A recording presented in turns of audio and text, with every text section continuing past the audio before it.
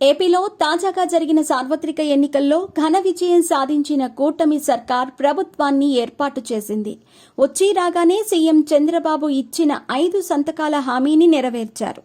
ఆ తర్వాత వీటిలో కొన్నింటి అమలు కూడా ప్రారంభమైంది. ప్రభుత్వం ఏర్పాటయ్యి నెల రోజులు గడుస్తున్న నేపథ్యంలో కూటమి సర్కార్ పనితీరు ఎలా ఉంది? ఈ నెల రోజుల్లో సాధించిందేంటి? భారీ మెజారిటీ ఇచ్చిన జనం ఆకాంక్షలు నెరవేర్చే దిశగానే వెడుతుందా? ఆయా అంశాలపై ఓ విశ్లేషణ. చంద్రబాబు అధికారం చేపట్టి ఇవాళ్టికి నెల రోజులు పూర్తయ్యింది.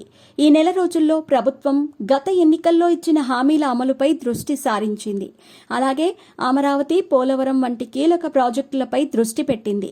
కేంద్రంతో సంప్రదింపులు జరిపి రాష్ట్రానికి కావలసిన నిధులు, సహాయం కోసం వినతుల సమర్పణ కూడా పూర్తయ్యింది. అలాగే గత ప్రభుత్వం పాలనలో తప్పిదాలపై శ్వేతపత్రాలు కూడా విడుదల చేస్తోంది.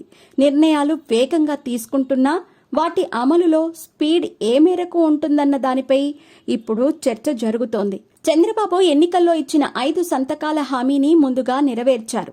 ఇందులో మెగా డిఎస్సి, ల్యాండ్ టైటిలింగ్ చట్టం రద్దు, అన్న క్యాంటీన్ల పునరుద్ధరణ, పెన్షన్ల పెంపు, నైపుణ్యాల గణనకు వీలుగా సీఎం చంద్రబాబు సంతకాలు చేశారు. వీటిలో మెగా డిఎస్సి షెడ్యూల్ విడుదల కాగా, ల్యాండ్ టైటిలింగ్ చట్టం రద్దుకు కేబినెట్ నిర్ణయం తీసుకుంది. అన్న క్యాంటీన్ల పునరుద్ధరణ ప్రయత్నాలు జరుగుతూ ఉండగా పెన్షన్ల పెంపు పూర్తి స్థాయిలో అమలయ్యింది. స్కిల్ సెన్సర్స్ త్వరలో మొదలు కానుంది.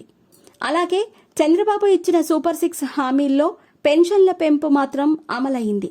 ప్రతి ఇంట్లో మహిళకు 1,500 రూపాయలిచ్చే మహాలక్ష్మి పథకం కానీ, ఆర్టీసీ బస్సుల్లో ఉచిత ప్రయాణం కానీ, ఉచిత గ్యాస్ సిలిండర్లు వంటి హామీల అమలు ఇంకా ప్రారంభం కాలేదు. అమ్మ ఒడి స్థానంలో తల్లికి వందనం పథకం మార్గదర్శకాలు విడుదలయ్యాయి. అందులోనూ ఇంటికి గరిష్టంగా 3 పిల్లల వరకు ఇస్తామన్న ప్రస్తావన లేకపోవడంపై చర్చ జరుగుతోంది. మరో ఎన్నికల హామీ అయిన ఉచిత ఇసుక ప్రారంభించారు.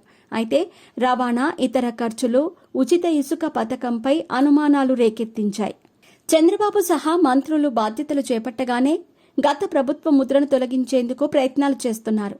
గత ప్రభుత్వంలో జగన్ విధేయులుగా ముద్రపడిన ఐఏఎస్, ఐపీఎస్లను పక్కన పెట్టేశారు.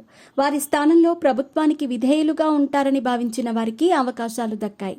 అలాగే గత ప్రభుత్వం పక్కన పెట్టిన అమరావతి రాజధాని, పోలవరంపై సీఎం చంద్రబాబు వరుస రివ్యూలు చేస్తూ గాడిన పెట్టేందుకు ప్రయత్నిస్తున్నారు.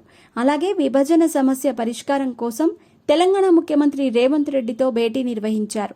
అటు ఢిల్లీ వెళ్లి కేంద్రంలో ఎన్డీఏ సర్కార్ ముందు 1,00,000 కోట్ల సాయం డిమాండ్ పెట్టారు. నెల రోజులే కావడంతో రాబోయే రోజుల్లో తీసుకోబోయే నిర్ణయాలు, హామీల అమలు ప్రభుత్వం పనితీరుకు కొలమానంగా మారనుంది.